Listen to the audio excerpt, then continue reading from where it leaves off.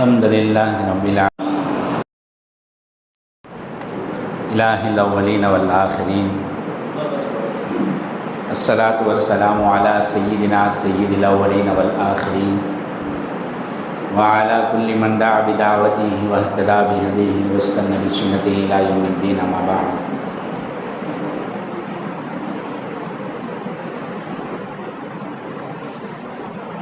قال الله تعالى في المحكم التنزيل والفرقان المجيد بعد أعوذ بالله من الشيطان الرجيم بسم الله الرحمن الرحيم وإذ تعذن ربكم لئن شكرتم لأزيدنكم ولئن كفرتم إن عذابي لشديد صدق الله مولانا العظيم. قال نبينا صلى الله عليه وسلم من لم يشكر الناس ولم يشكر الله أو كما قال عليه الصلاة والسلام. கண்ணியத்திற்கும் பெருமதிப்பிற்கும் உரிய அல்லாஹ் தஆலாவின் நல்லடியார்களே,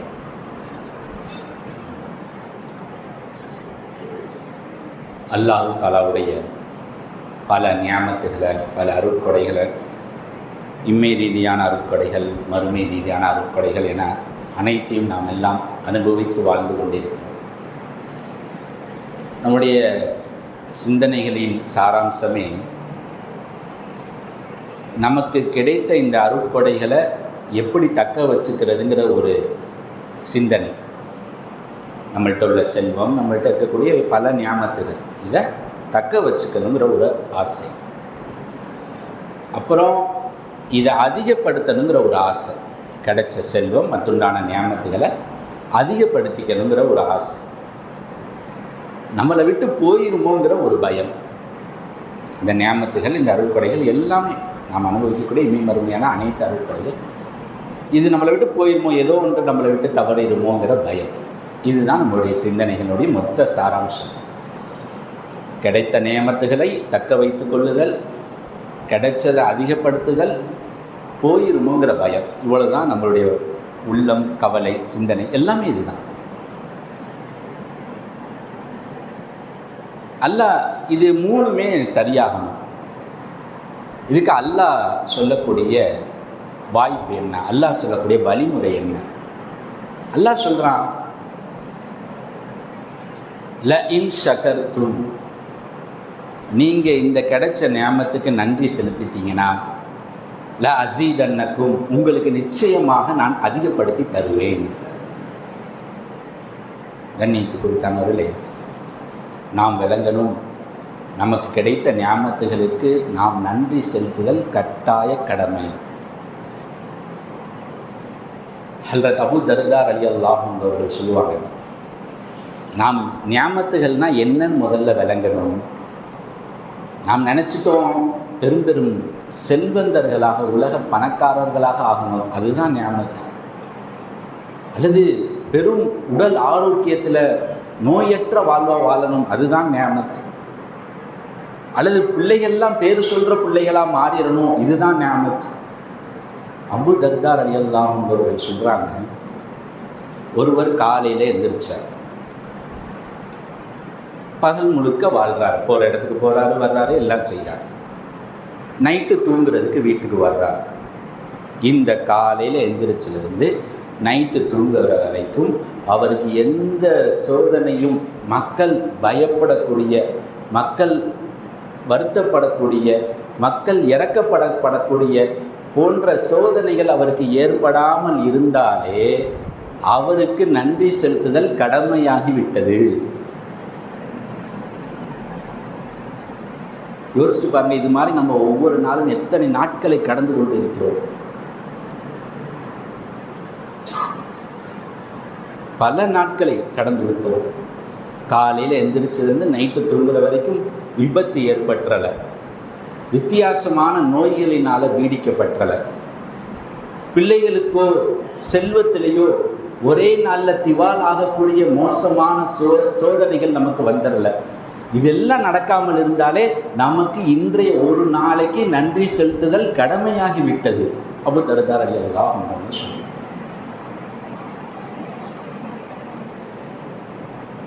கண்ணியத்துக்கு கொடுத்தானதில் இதை தாண்டி நாம் கடந்த காலத்தில் இருந்த இப்போ இருக்கிற நிலைமையோட மோசமான நிலைகள், அதை நினச்சி பார்த்து இப்போ நாம் இருக்கக்கூடிய மேல்மட்ட நிலைக்கு நன்றி செலுத்துதல் கடமை.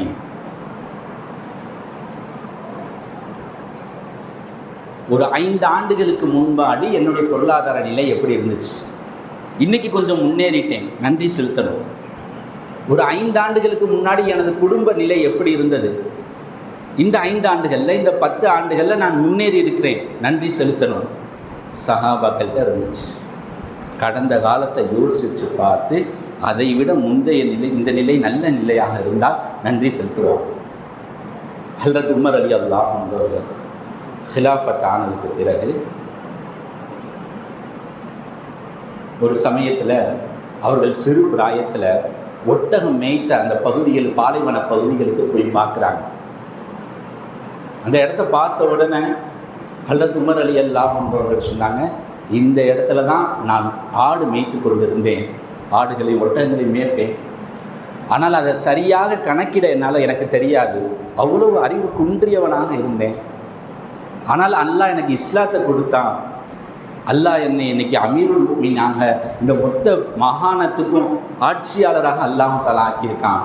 ஹல்ரத் உமர் அலி அல்லாஹ் நன்றி செலுத்துகிறாங்க. அதாவது நம்முடைய உட்கார்ந்து யோசிக்கிறது, கடந்த 10 ஆண்டுகளுக்கு முன்னாடி இருந்த நிலையை விட இன்றைக்கி எவ்வளோ முன்னேறி வந்துட்டோம், யோசித்து அதுக்கு நன்றி செலுத்தணும். அது கட்டாய கடமை. சஹாபாக்கள்கிட்ட இருந்த சுன்னத். இதை தாண்டி நமது வாழ்நாளில் அவ்வப்போது நடக்கக்கூடிய சந்தோஷங்களுக்கு நீண்ட இபாதத்து செஞ்சு நன்றி செலுத்தணும். எவ்வளவோ சந்தோஷங்களை கடந்து போய் கொண்டிருக்கிறோம். ஒரு காலம் இருந்துச்சு, திருமணமாகுமான்னு யோசிச்சார், திருமணம் ஆயிடுச்சுங்க. குழந்தை பெற்றெடுப்பாரான்னு யோசிச்சார், குழந்தை பெற்றெடுத்துட்டாங்க. தொழிலில் ஜெயிப்பாரான்னு நினைச்சார், தொழிலில் ஜெயிச்சுட்டாருங்க. வாழ்க்கையில் எவ்வளவோ நல்ல நிகழ்வுகளை கடந்து போயிட்டாரு. ஆனால் எந்த அளவுக்கும் நன்றி செலுத்தாமலே வாழ்க்கை நகர்ந்து கொண்டிருக்கு. அந்த சந்தோஷமான நிகழ்வுகள் நடக்கும்போது உடனடியாக நன்றி செலுத்தணும். ஒரு சமயத்தில் நபி ஸல்லல்லாஹு அலைஹி வஸல்லம் அவங்க சதக்காவுடைய பேரிச்சம்பழங்கள்லாம் வைக்கப்பட்ட அந்த பகுதிக்கு போகிறாங்க. ஒரு பெரிய ஒரு குளம் மாதிரியான ஒரு பகுதி. அந்த பகுதியில் யார் யாசகம் சதக்காக்கள் கொடுத்தாங்கன்னா அதை வைப்பாங்க. பிறகு அது மக்களுக்கு பிரித்து கொடுக்கப்படும். ஆக மக்கள் அதிகமாக அந்த உள் பகுதிக்குள்ளார யாரும் போக மாட்டாங்க. ஒரு மறைவான ஒரு பகுதி அது. நபி ஸல்லல்லாஹு அலைஹி வஸல்லம் அந்த பகுதிக்குள்ளே போகிறாங்க, அந்த இடத்துக்கு போகிறாங்க. நபி ஸல்லல்லாஹு அலைஹி வஸல்லம் தனியாக உள்ளே போன உடனே அப்துர் ரஹ்மான் இப்னு அவுஃப் ரலியல்லாஹு அன்ஹுவுக்கு ஒரு ஆசை, என்ன நபி ஒன்று தனியாக போகிறாங்களே, அவங்க என்ன செய்கிறாங்கன்னு பார்ப்போம், ஏதோ அமல்களோ ஏதோ ஒரு விஷயம், என்ன நம்மளும் கூட போய் பார்ப்போம்னு சொல்லி கூட போயிட்டாங்க. உள்ள நபி ஸல்லல்லாஹு அலைஹி வஸல்லம் அவங்க போனவங்க டக்குன்னு போய் சஜ்ஜிதாவில் விழுந்துட்டாங்க. உள்ளே போய் சஜ்ஜிதா செய்கிறாங்க. நீண்ட நேரம் சஜ்ஜிதாவில் இருக்கிறாங்க. வந்து அப்துர் ரஹ்மான் இப்னு அவுஃப் ரலியல்லாஹு ஏற்கனவே ஒன்று தனியாக போகிறாங்களேங்கிறது ஒன்று, நீண்ட நேரம் சஜ்ஜிதா இருக்கிறது ஆச்சரியமாக ஆயிடுச்சு. தூரத்தில் நின்று பார்த்தவங்க நேரமானதை பார்த்துட்டு, நபி உங்கள் உயிர் வாங்கப்பட்டுருச்சு, வஃபாத் ஆகிட்டாங்களோன்னு சந்தேகம் ஆகிடுச்சு. போய் பக்கத்தில் போய் உட்காந்துட்டாங்க. சஜ்ஜா செஞ்சுக்கிட்டே இருக்கும்போது பக்கத்தில் உட்காந்துட்டாங்க. கொஞ்ச நேரம் சஜ்ஜாவில் இருந்த நபி ஸல்லல்லாஹு அலைஹி வஸல்லம் உட்கார்ந்ததுக்கு பிறகு உட்கார்ந்துருக்காங்களேங்கிறதுக்காக உணர்ந்து உடனே எந்திரிக்கிறாங்க. கேட்டாங்க, என்ன அப்துர் ரஹ்மான் பையன் அந்த பண்டிகையிலே பக்கத்தில் உட்காந்தீங்க, என்ன விஷயம்? யார் சொல்லலாம், எனக்கு தவறாக நானாக நினச்சிக்கிட்டேன், ரொம்ப நேரம் சஜ்ஜிதாவில் இருந்தீங்க, எங்கே உங்களோட உயிர் வாங்கப்பட்டுருச்சோன்னு நான் நினச்சேன் யாரை சொல்லலாம், அதனால தான் என்ன செஞ்சேன், வந்து பக்கத்தில் என்னன்னு பார்க்கலான்ட்டு வந்துட்டேன் யாரை சொல்லுங்க. விஸ்வா சொன்னாங்க, நான் சஜ்ஜா செஞ்சேன், சுக்ரன் அல்லாவுக்கு நன்றி செலுத்துறதுக்காக நான் சஜ்ஜா செஞ்சேன். யார் சொல்ல என்ன விஷயத்துக்காக செஞ்சேன் சொன்னாங்க. என்கிட்ட ஜிப்ரீல் அலைஹிஸ்ஸலாம் அவங்க வந்தாங்க. வந்துட்டு சொன்னாங்க, நபியே அல்லாஹ் தஆலா உங்களுக்கு சுப செய்தி சொல்லியிருக்கிறான், உங்கள் மீது யார் ஒருவர் ஸலவாத் வருவாரோ அவர் மீது அல்லாஹ் தஆலா ஸலவாத் வருவான். நபியே நீங்கள் நிம்மதியாக உங்களுடைய சாந்தி சமாதானம் உண்டாகட்டும், நீங்கள் துவா உங்களுக்காக யார் துவா செய்கிறாரோ அவருக்கு சாந்தி சமாதானம் உண்டாகட்டும்னு அல்லாஹ் சொல்லுவான். நீங்கள் ஸலவாத்தை சொன்னீங்கன்னா உங்களுக்காக யார் ஸலவாத்தை சொல்கிறாரோ அவர் மீது அல்லாஹ் தஆலா ஸலவாத் சொல்லுவாங்கிற இந்த செய்தியை ஜிப்ரீல் அலைஹிஸ்ஸலாம் வந்து என்கிட்ட சொன்னாங்க. இந்த ஒரு உயர்ந்த நிகழ்வு, இந்த உயர்ந்த அந்தஸ்தை நினச்சி தான் என்ன செஞ்சேன், நான் சஜ்ஜா செஞ்சேன் என்பதாக சொல்லி காமிச்சாங்க. அது கண்ணியத்துக்கு இருக்காங்க. நடக்கக்கூடிய நல்ல நிகழ்வுகளுக்கு சஜ்தா செய்வது, நன்றி செலுத்துறது. அடுத்து பார்க்குறோம், நபி ஸல்லல்லாஹு அலைஹி வஸல்லம் நீண்ட காலமாக அவர்களுக்கு வழங்கப்பட்ட அந்த நியாமத்துகளுக்கு நன்றி செலுத்துகிறாங்க. நபிங்கிற அடிப்படையில் அவர்களுக்கு வழங்கப்பட்ட நியாமத்துகளுக்கு நன்றி செலுத்துகிறார்கள். ஒரு சமயத்தில் நபி ஸல்லல்லாஹு அலைஹி வஸல்லம் தொழுது கொண்டே இருக்கிறாங்க, கண்ணியத்து கொடுத்தாங்களே, நம்மள மாதிரி தொழுகை கிடையாது. ஹத்தா தவர்ரத் கதமாகும், இப்படியே வருது, அவங்களுடைய 2 காலும் வீங்கிருச்சுன்னு வருது. கால் வீங்குறதுங்கிறது நம்மளை மாதிரி 10 நிமிஷம் 15 நிமிஷம் நின்னாலாம் நடக்காது. ஒன்று ரொம்ப தூரம் நடந்து போகணும், கிலோமீட்டர் கணக்கில் நடந்து போகணும், அப்போ கால் வீங்கும். இல்லைன்னா மணிக்கணக்கில் நிற்கணும், அப்போ தான் கால் வீங்கும்.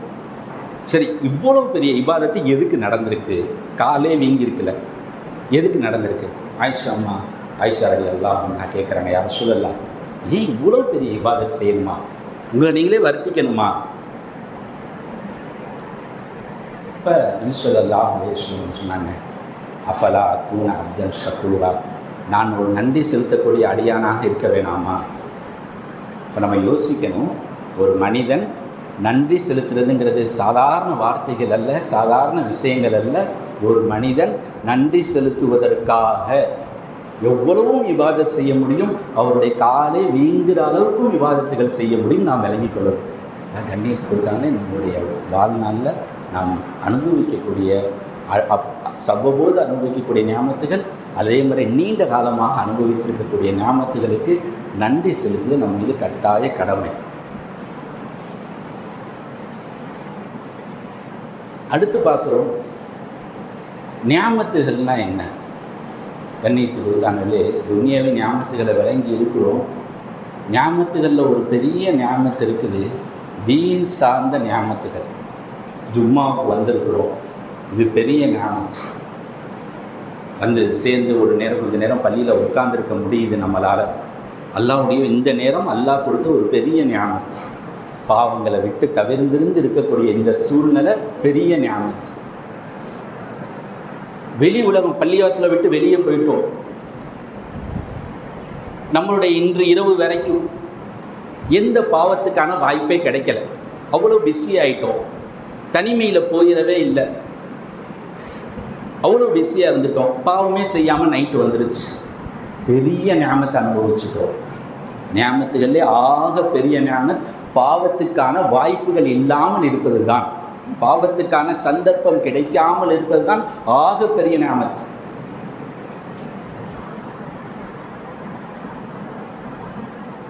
சுலைமான் இப்னு அபு மன்சூர்னு சொல்லி ஒரு ராவி, அவங்க அறிவிக்கிறாங்க, உஸ்மான் ரலியல்லாஹு அன்ஹு அவர்கள் ஒரு சமயத்தில் ஒரு விருந்துக்கு அழைக்கப்படுறாங்க.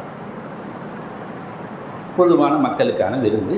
உஸ்மான் ரலியல்லாஹு அன்ஹு அவர்கள் அழைக்கப்பட்டிருக்காங்க. அல்லது உஸ்மான் ரலியல்லாஹு அன்ஹு அந்த விருந்துக்கு போகிறாங்க. போனால் கொஞ்சம் தாமதம் ஆயிடுச்சு. யதார்த்தமாகவே அந்த விருந்தில் கலந்து கொள்வதற்கு லேட் ஆயிடுச்சு. தாமதமாக தான் போய் கலக்கிறாங்க. மக்கள் எல்லாம் விருந்து, எல்லா விஷயங்கள், அந்த நிகழ்வுகள் எல்லாம் முடிஞ்சு திரும்பி போய்கிட்டு இருக்காங்க. உஸ்மான் ரலியல்லாஹு அன்ஹு போய் பார்க்குறாங்க. அந்த இடத்துல பல இஸ்லாம் ஹராமாக்கிய பல செயல்பாடுகள் நடந்ததுடைய அடையாளங்கள் இருக்குது. அங்கே அந்த நிகழ்ச்சியில் பாவகரமான காரியங்கள் நடந்திருக்குது.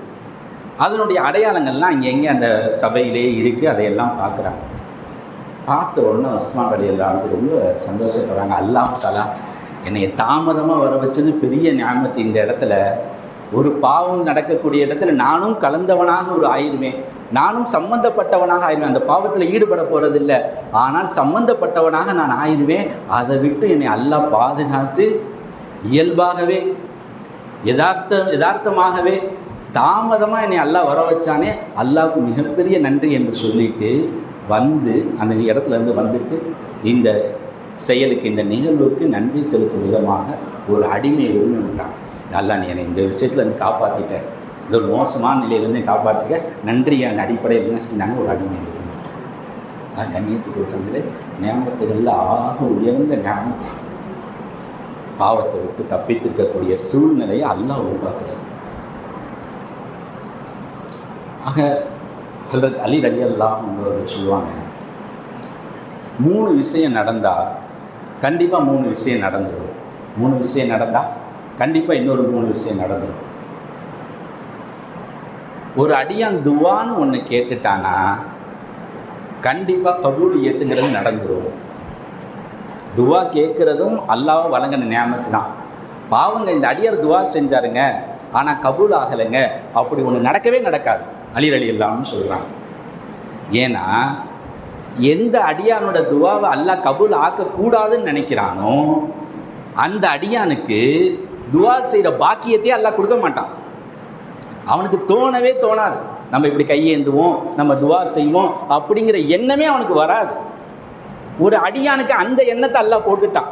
துவா செய்வோன்னு தோணிருச்சுன்னா அவன் உண்மையிலே அல்லாஹ் கிட்ட தேர்ந்தெடுக்கப்பட்ட அடியான்னா அவன் துவா செஞ்சானா கண்டிப்பாக கபூல் ஆயிரும். இது ஒரு விஷயம். 2வது, ஒரு அடியான் அல்லாஹ் கிட்ட பாவ மன்னிப்பு கேட்டுட்டான்னா அல்லாஹ் மன்னிக்காமல் விடவே மாட்டான்.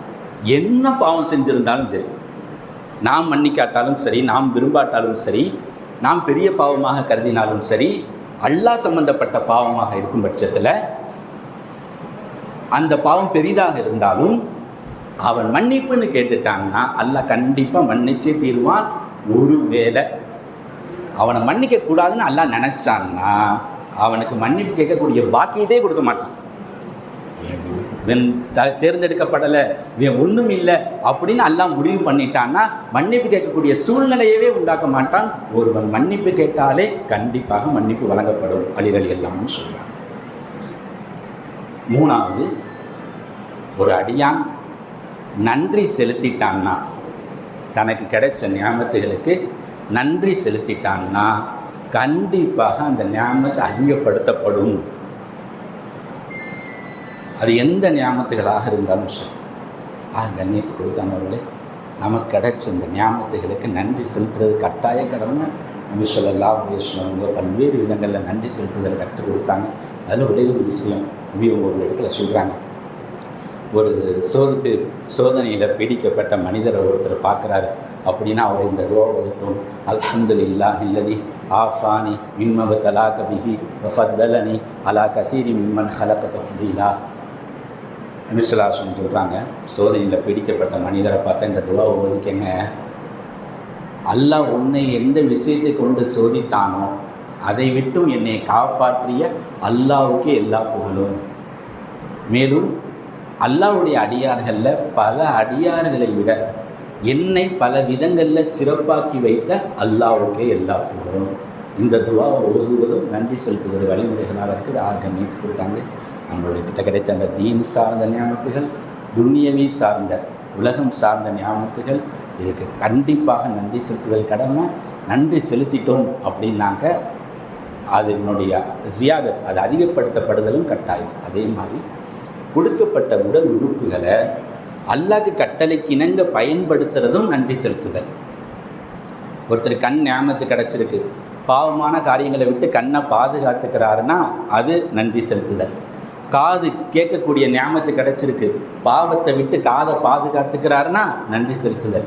இதெல்லாம் உடல் ஆரோக்கியத்தில் என்னென்னலாம் கிடச்சிருக்கோ இதை முன் வச்சு இந்த உடம்பையா நான் அல்லாஹ்க்கு பாவம் செய்வதை பயன்படுத்துகிறேன், இந்த இரத்தத்தை ஓட வைக்கிறானே, இந்த நரம்புகளை இயங்க வைக்கிறானே, இந்த இதயத்தை இயங்க வைக்கிறானே, இந்த கிட்னியை இயங்க வைக்கிறானே, இந்த நுரையீரலை இயங்க வைக்கிறானே, இதெல்லாம் சேர்ந்தது தானே என் உடம்பு.